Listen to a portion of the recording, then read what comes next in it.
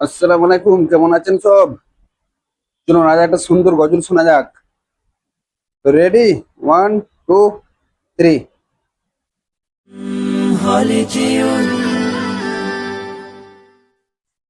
আজ কেন পৃথিবীটা লাগে তো সুন্দর, সে কোন রূপকারে সাজালো এ চরাচরে, সে কোন রূপকারে সাজালো এ চরাচর।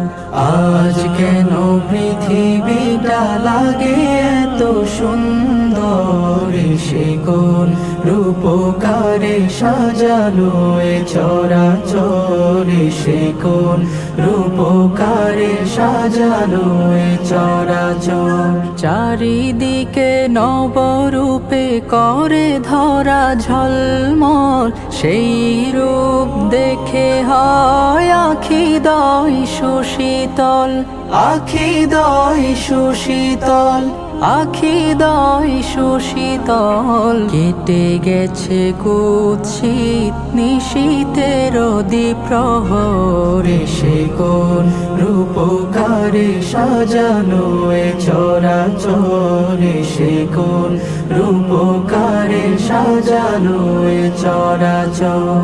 বনে বনে ফুটে ফুল করে পাখি কলরব, সবখানে কেন এত আয়োজন উৎসব, আয়োজন উৎসব, আয়োজন উৎসব। গুঞ্জনে মুখরিত গোটা মরু প্রান্তরে, সে কোন রূপকারে সাজানো এ চরাচরে, সে কোন রূপকারে সাজানো এ চরাচর।